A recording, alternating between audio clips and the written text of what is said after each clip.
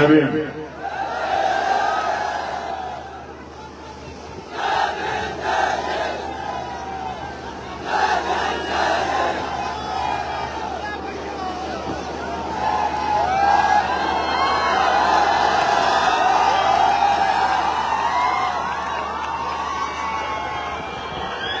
ये जो मेरे दाईं तरफ जो नौजवान खड़े हैं,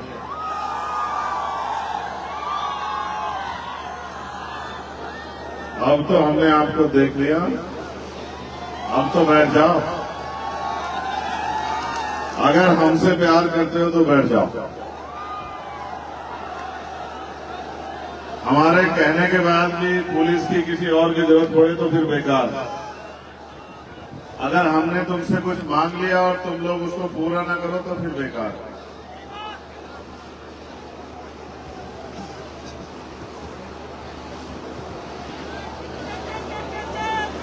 बैठ जाओ।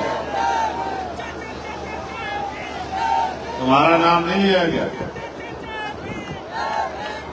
ये बाईं तरफ वालों को भी देख लिया मैंने। अब इनसे भी मेरा आग्रह है कि वो बैठ जाए। मैं समझ गया नारा लगाने का मतलब ये होता है कि अपनी तरफ ध्यान आकर्षित करना। तो ध्यान आकर्षित हो गया, लेकिन अब बैठ जाओ। अब कोई खड़ा नहीं रहेगा। जो खड़ा रहेगा माना जाएगा कि वो हमारा आदमी नहीं। यहां जो भी खड़ा है उसको हम इसी तरह देखेंगे कि वो हमारा आदमी, क्योंकि जो हमारा आदमी है वो तो हमारी एक बार की बात को मान लेता है।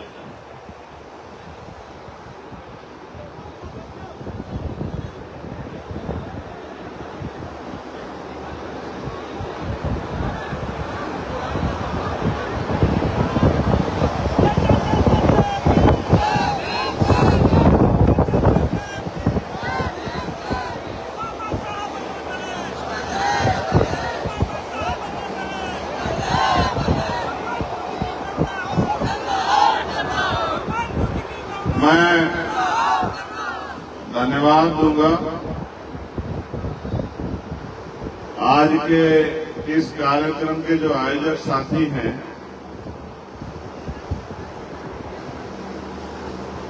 जिनकी जिम्मेदारी यहां इस कार्यक्रम को कराने के लिए लगाई गई थी।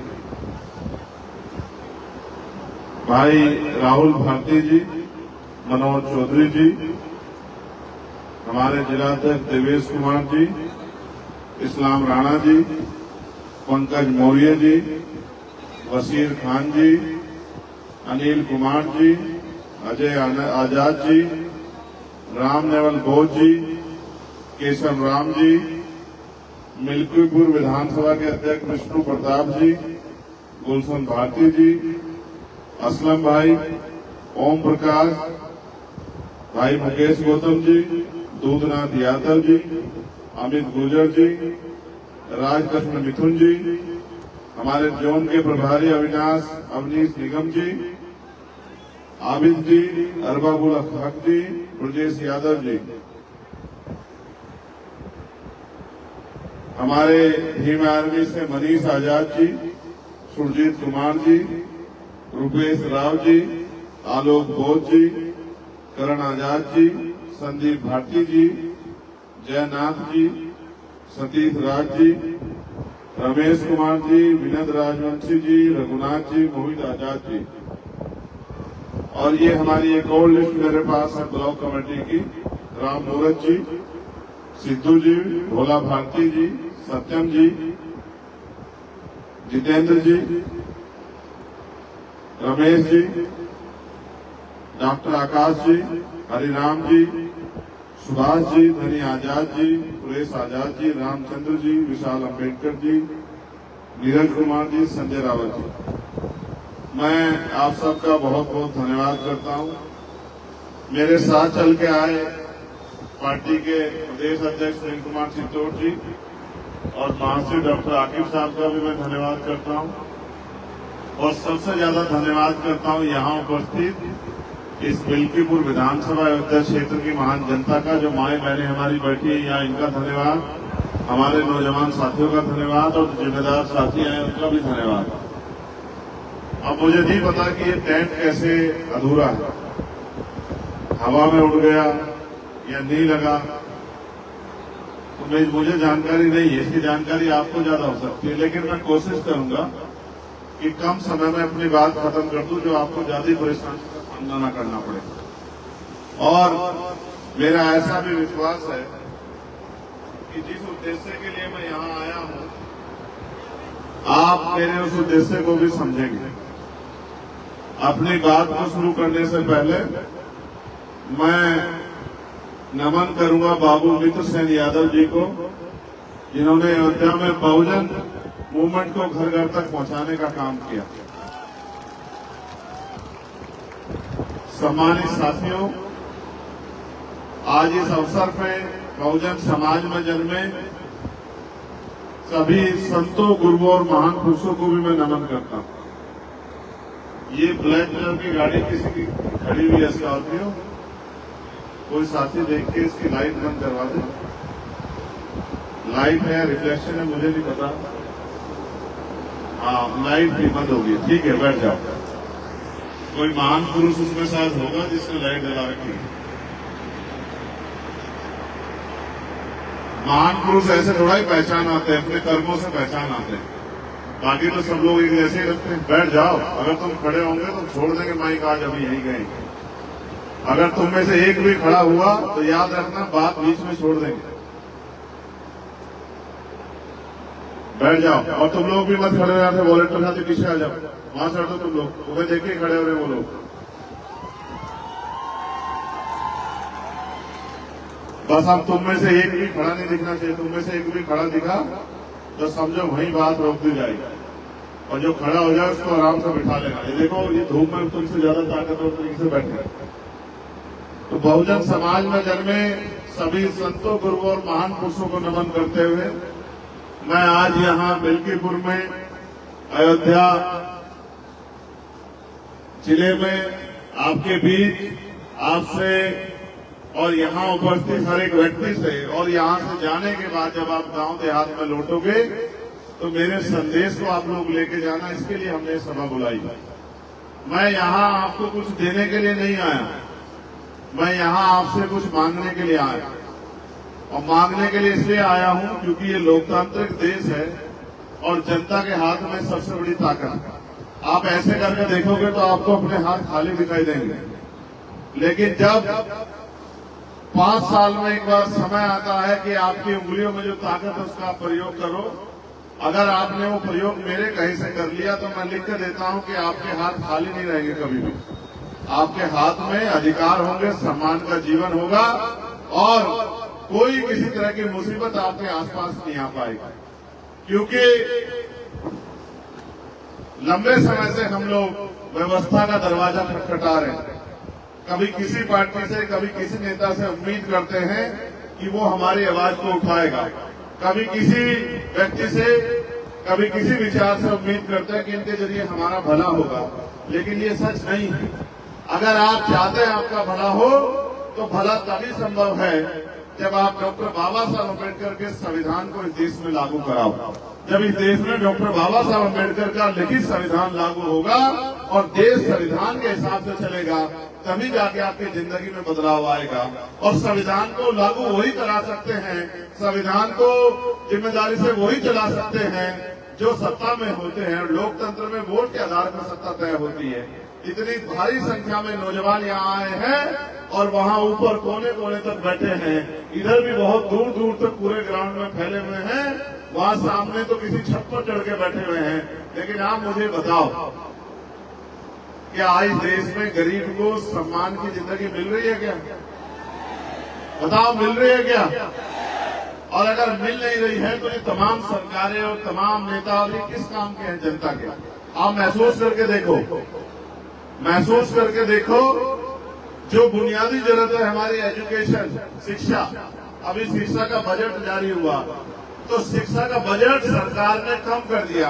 क्यों कम कर दिया? कि हमारे देश में बहुत अच्छी शिक्षा मिल रही है, बजट कम कर दिया। बजट इसलिए कम कर दिया क्योंकि सरकार को लगता है कि बजट बढ़ेगा तो ग्रामीण क्षेत्रों तक भी अच्छे स्कूल कॉलेज खुलेंगे, जो आवश्यकता है टीचरों की पूरी होंगी। तो इससे होगा क्या कि गरीब का बच्चा भी पढ़ेगा और पढ़ लिख के डॉक्टर, इंजीनियर, वकील, जज बन के इस देश में अपने और अपने परिवार के लिए स्वाभिमान सम्मान की जिंदगी प्राप्त करेगा, रोटी रोजगार की व्यवस्था करेगा। और सरकार नहीं चाहती कि गरीब लोग जो है रोटी रोजगार प्राप्त करें या सम्मान का जीवन जिए। इसलिए जो हमारा सबसे बुनियादी हथियार है, आप याद करके देखो बाबा साहब अम्बेडकर ने क्या कहा। उन्होंने कहा शिक्षा शेरनी का वो दूध है जो भी पिएगा वो दहाड़ेगा। लेकिन आप महसूस करो, ये बात अभी मैंने 2 दिन पहले पार्लियामेंट में कही थी कि बाबा साहब ने कहा था कि शिक्षा शेरनी का वो दूध है जो पिएगा वो दहाड़ेगा। अगर मैं आज पार्लियामेंट में खड़ा हूं तो इस शिक्षा की वजह से खड़ा हूं, या फिर जो जनता ने मुझे वोट देके भेजा इस वजह से खड़ा हूं। आप ये बताओ, क्या कोई गरीब का बेटा डॉक्टर, इंजीनियर बन सकता है इस देश में? अगर सरकारी कॉलेज में नंबर नहीं आया तो करोड़ों रुपए की डोनेशन लगती है। हर माँ बाप चाहते हैं उनका बेटा डॉक्टर, इंजीनियर बने, तो बनेगा कहाँ से जब सरकारी स्कूल तो गवर्नमेंट बंद कर रही है और प्राइवेट स्कूल बड़े बड़े खुल गए हैं। और प्राइवेट स्कूलों में शिक्षा इतनी महंगी है कि लाखों लाखों रुपए का खर्चा कोई गरीब परिवार वहन नहीं कर सकता है। जिस देश में 80 करोड़ लोग सस्ता राशन, 5 किलो राशन लेके अपना जीवन यापन कर रहे हो, यानी कि रोटी रोटी पे जी रहे हो, आप महसूस करो क्या वो अच्छी पढ़ाई अपने बच्चों की करा सकते हैं? बताओ, करा सकते हैं? सोचो, महसूस करो, इस देश में लाखों लोग अच्छा इलाज न मिलने के कारण मर जाते हैं। और ये अच्छा इलाज क्यों नहीं मिलता? सरकार को तो हम बराबर का टैक्स देते हैं, फिर अच्छा इलाज क्यों नहीं मिलता? अच्छा इलाज इसलिए नहीं मिलता कि अच्छा इलाज आज के समय में चाहिए तो प्राइवेट हॉस्पिटल में जाना पड़ेगा। और प्राइवेट हॉस्पिटल में कौन जा सकता है? जिसकी जेब में पैसा है। और पैसा किसकी जेब में है? देश के 80 करोड़ लोग तो 5 किलो राशन पे जिंदगी जी रहे हैं। देश के 80 करोड़ लोग से ज्यादा लोग तो महीने में 10,000 रुपए भी नहीं कमाते हैं। उनकी न्यूनतम वेतन तो साल भर का 1 लाख रुपए भी नहीं है। तो आप मुझे बताओ कि वो लोग अच्छा इलाज करा सकते हैं क्या? अभी प्राइवेट हॉस्पिटल में जाओगे तो डॉक्टर कितने पैसे का पर्चा बनाता है? कितने पैसे का? कहीं 200 रुपए का, कहीं 400 रुपए, कहीं 500 रुपए का। और कहता है अगर रात को दिखाना है इमरजेंसी में तो 2,000 रुपए लगेगा फीस। कहता नहीं कहता? आप बताओ कि अगर 2,000 रुपए फीस देने की स्थिति होती तो इस देश में लोग 5 किलो राशन पे अपनी जिंदगी चलाते हैं। तो कितने ही लोग सड़क पे मर जाएं, एक्सीडेंट होकर मर जाएं, अस्पताल में मर जाएं। अस्पताल में दवाइयां नहीं है, डॉक्टर नहीं है, कोई टेस्ट अस्पताल में नहीं होता। और तो और हमारे नेता लोग भी बैठे हैं। आप महसूस करके देखो, जिस डॉक्टर के पास जाओगे वो ये कहेगा टेस्ट हमारी लैब से होगा। कहता है नहीं कहता है? मैं किसी दूसरे की रिपोर्ट को नहीं मानूंगा, मैं अपने आप टेस्ट कराऊंगा। यानी कि एक और चोरी, एक और डकैती।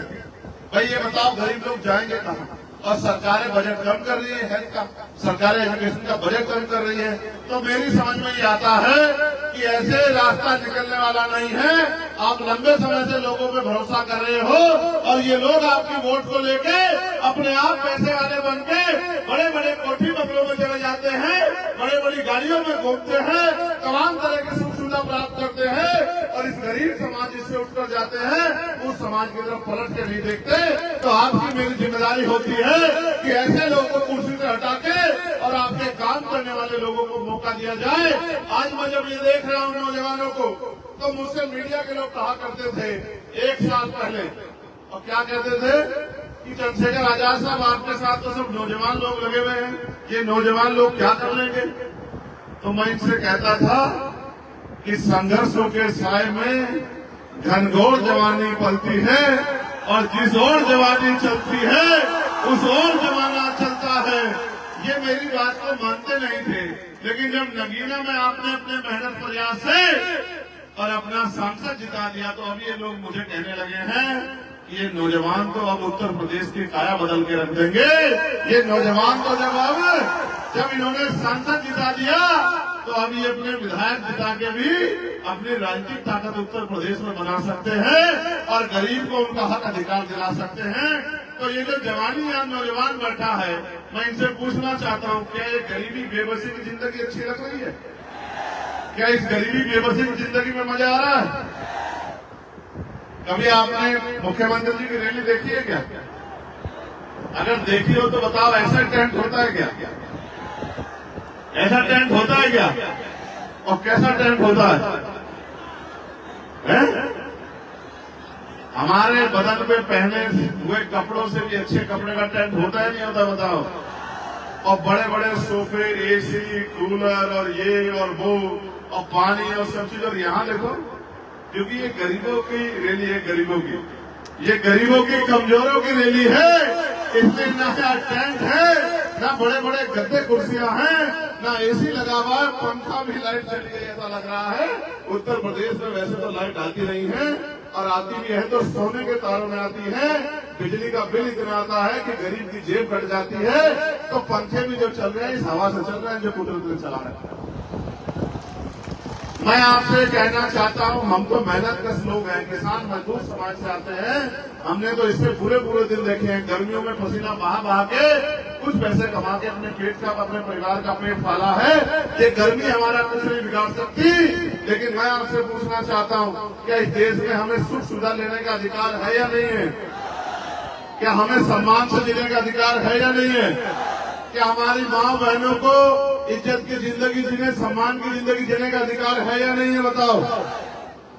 कितने लोग चाहते हैं कि हमें गरीबों को भी, दलित, पिछड़े, कमजोर समाज के लोगों को भी इज्जत की जिंदगी मिलनी चाहिए? जरा हाथ उठा के बताओ। हाथ उठाने को कहा, खड़े होने को नहीं कहा। और खड़े होने के साथ क्या शर्त थी पता है या नहीं पता है?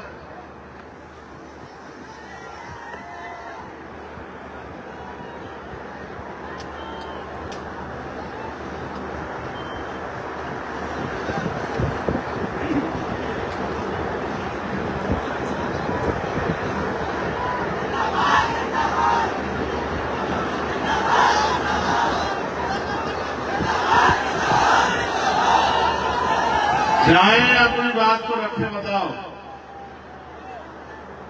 तो तुम्हें लगता है कि हम तुमसे झूठ बोलते हैं? जब हमने तुमसे कह दिया कि तुम अगर खड़े हो जाओगे तो हम बोलेंगे नहीं, तो फिर तुम लोग क्यों खड़े हुए? बताओ, क्यों खड़े हुए फिर तुम लोग? हम बैठ के थोड़ा ही बात रख रहे, हम भी तो आपकी तरह खड़े ही थे। लेकिन जब आप पे बैठने का अवसर है तो क्यों नहीं बैठ रहे? अब की बार अगर तुम लोगों ने मिस्टेक की तो फिर हमें हमारी बात का पालन करना पड़ेगा। तुम देख लेना क्या। तो मैं आपसे कह रहा था कि गरीबों को भी इज्जत की जिंदगी जीने का अधिकार मिलना चाहिए, मगर मिलेगा कैसे? मांगने से या क्या मिलता है? क्या मिलता है मांगने से? मांगने से मिलती है भीख, और भीख मांगने वाले क्या कहते हैं? तो कब तक आप इस भीख के चक्कर में पड़ जाओगे? लोकतंत्र में वो शक्ति है कि जो हाथ आपका आज मांगने की तरफ है, अगर वोट से ताकत बना लोगे तो मांगने वाले भी लोगे देश में, देने वाले बन जाओगे। जिस दिन देने वाले बन गए उस दिन आपको गर्मी में कपड़ा नहीं पड़ेगा। बताओ, नौकरी देने की शक्ति किसके पास है? मेरे पास है या सरकार के पास है? बताओ बताओ। रोजगार देने की शक्ति किसके पास है? मेरे पास है, सरकार के पास है? बताओ बताओ। अच्छा हॉस्पिटल बनाने की शक्ति किसके पास है? मेरे पास है, सरकार के पास है? बताओ बताओ। उद्योग धंधे लगाने की शक्ति किसके पास है? मेरे पास है, सरकार के पास है? बताओ बताओ। अच्छा स्कूल खुलवाने की जिम्मेदारी किसके पास है? ताकत किसके पास है? मेरे पास है, सरकार के पास है? बताओ। सब कुछ तो सरकार के पास है। और आप अगर अपनी ताकत नहीं बनाओगे, आप सरकार नहीं बनोगे, तो कैसे बदलाव हो जाएगा भाई? अब मैंने कहा, मेरी बात पर गौर करो, मैंने पार्लियामेंट में कहा कि भारत में बदलाव तब तक नहीं होगा, गौर से सुनना, जब तक इस देश में अच्छी शिक्षा व्यवस्था तब तक नहीं होगी, जब तक प्रधानमंत्री से लेकर और प्रधान का बेटा सरकारी स्कूल में नहीं पढ़ेगा, तब तक इस देश में अच्छी शिक्षा गरीबों को नहीं मिल सकती। जब प्रधानमंत्री से लेके, मुख्यमंत्री से लेके, राष्ट्रपति से लेके, राज्यपाल से लेके सारे मंत्री, विधायक, सांसद, जिसमें मैं भी, और जितने क्लास 1, क्लास 2, क्लास 3, क्लास 4 के अधिकारी हैं, जितने भी वो नेता हो, अभिनेता, जितने लोग जो सरकारी सुरक्षा लेते हैं, सुविधा लेते हैं, तनख्वाह मिलती है, मानदेय मिलता है, जब तक उनके बच्चे सरकारी स्कूल में नहीं पढ़ेंगे तब तक इन सरकारी स्कूलों में सुविधा नहीं आने वाली।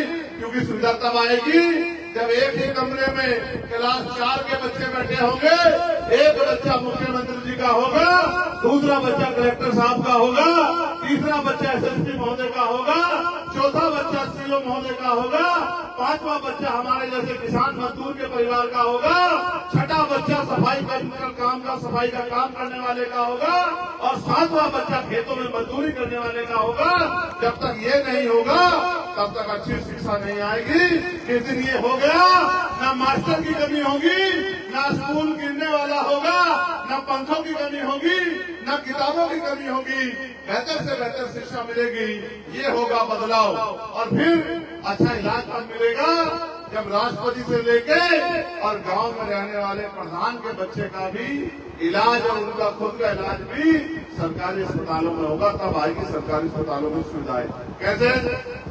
अगर मुख्यमंत्री जी बीमार हो जाए, मैं तो नहीं करता हमारे यहाँ अच्छे मुख्यमंत्री बेचारे बीमार हो जाएं, लेकिन क्योंकि ये तो बीमारी आदमी के साथ होती है, मैं उदाहरण के तौर पर कह रहा हूँ, अगर कोई भी नेता बीमार हो जाए और उसको प्राइवेट हॉस्पिटल में ना जाने जाए, सरकारी हॉस्पिटल में लाया जाए, तब उसको पता लगेगा कि सरकारी हॉस्पिटल की स्थिति कैसी है। ना डॉक्टर है, ना दवाई है, ना कुछ है, ना कुछ है। तब जाके बदलाव होगा जब जिलाधिकारी को बीमारी होने पे जिलाधिकारी भी सरकारी अस्पताल में इलाज कराएगा। जब हम गरीब किसान मजदूर परिवार के लोग इलाज कराते हैं, तब आएगा अच्छा इलाज व्यवस्था, तब आएंगे डॉक्टर बढ़िया, तब जो है बाहर से दवाई नहीं लेके जाएगी, तब एक्सरे मशीन भी होगी, MRI मशीन भी होगी और तमाम तरह की चीजें होंगी, तब जाके बदलाव होगा।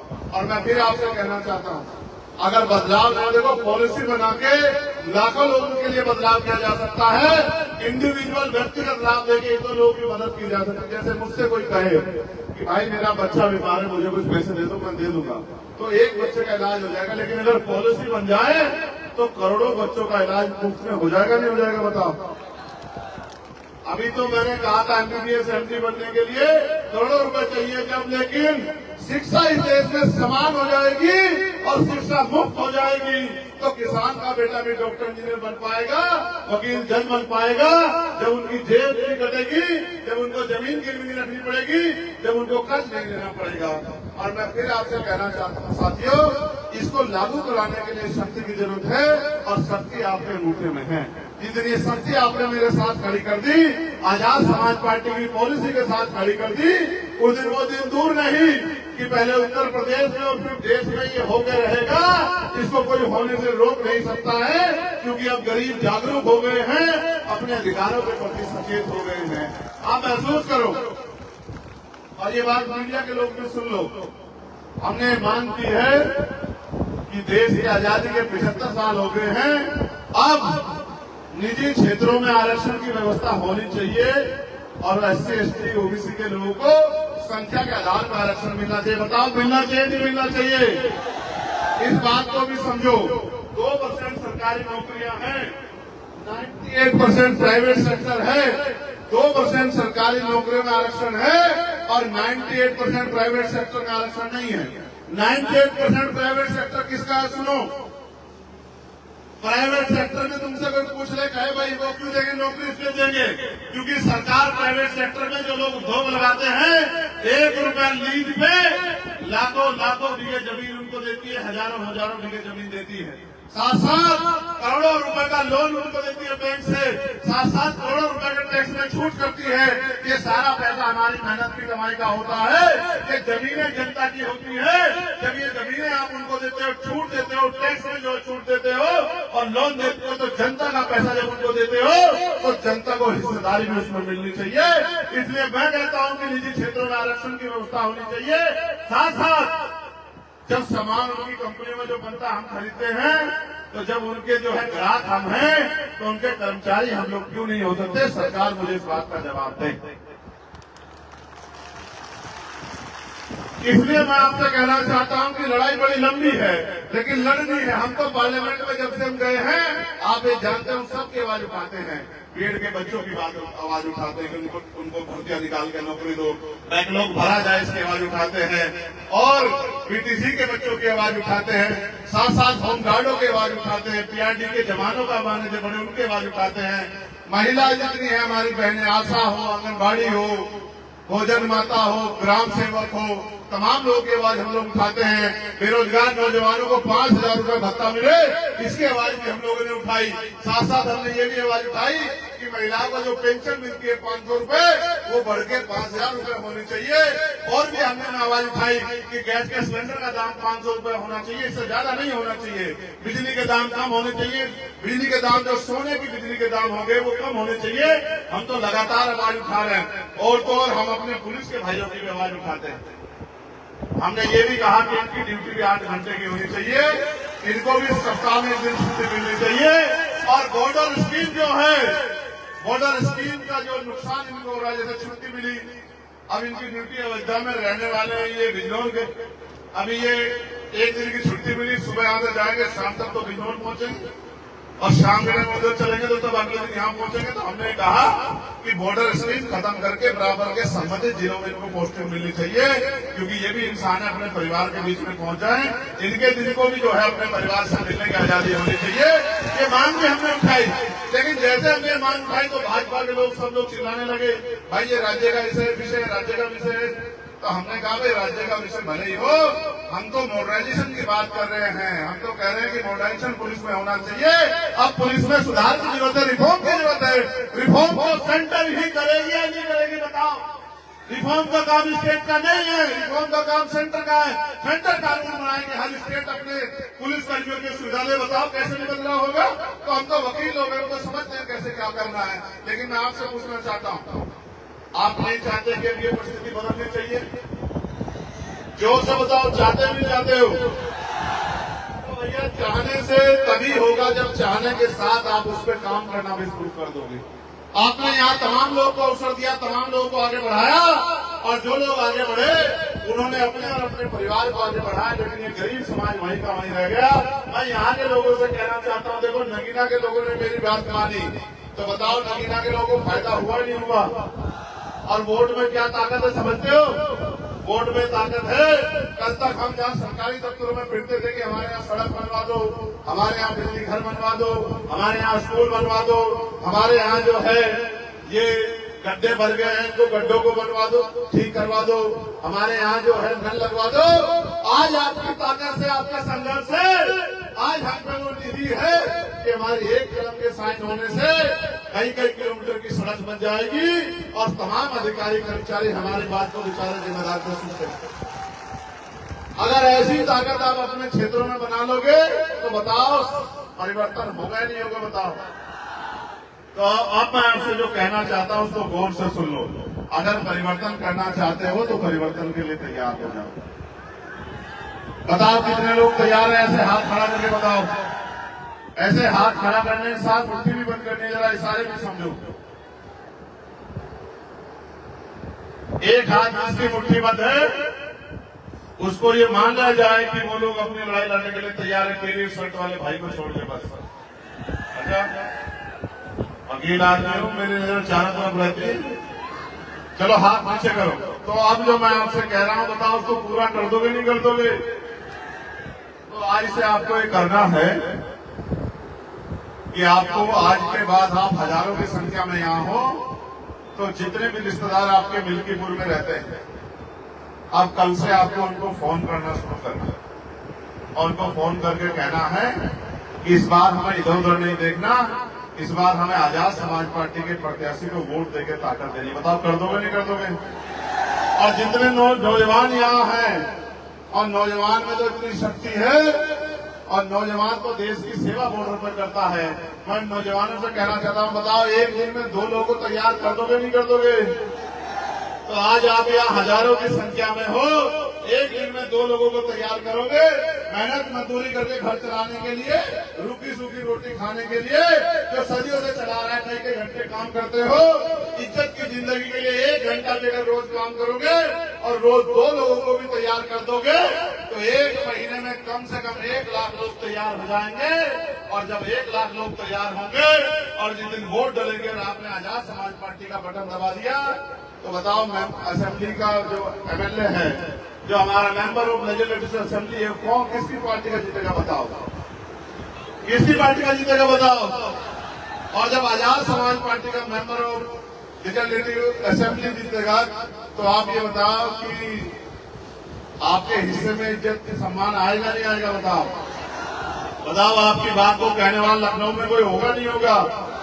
जिस तरह से दिल्ली के बाद दिल्ली वालों से आपका अकेला चंद्रशेखर लड़ रहा है, तो यहाँ से मिल्कीपुर से भी एक दूसरा चंद्रशेखर जाके मुख्यमंत्री जी के सामने अपने लोगों के अधिकारों के लिए आपसे आप मिला के आवाज खड़े करेगा नहीं करेगा? बताओ बताओ, चाहते हो नहीं चाहते हो ये? तो अब तुम लोग चुप रहना, सिर्फ महिलाओं से बात होगी। आप ये बताओ, हमारा निशान आपको पता है नहीं पता अभी तक? क्या है निशान? जोर से बताओ, आवाज क्यों आ रही है? अभी नहीं आई मुझे बात। चुप रहो, इसको बोलने दो बस। नहीं, मुझे नहीं सुनाई दे रहा। जोर से बोल के बताओ। मुझे तो पता नहीं, कुछ फलफा सुनाई दे रहा। बताओ क्या जा रहा है, बताओ। जोर से नहीं बोलोगे तो मालूम है नहीं, मुझे सब सुनाई दे रहा है, लेकिन जब तक जोर से ये माइक में क्या होता है? हाँ बोलो, दो माइक दो। बताओ क्या है निशान? बताओ निशान क्या है? बताओ बताओ, हमारा निशान क्या है? बताओ। पीछे वालों को तो पूछो, किसी को पता है?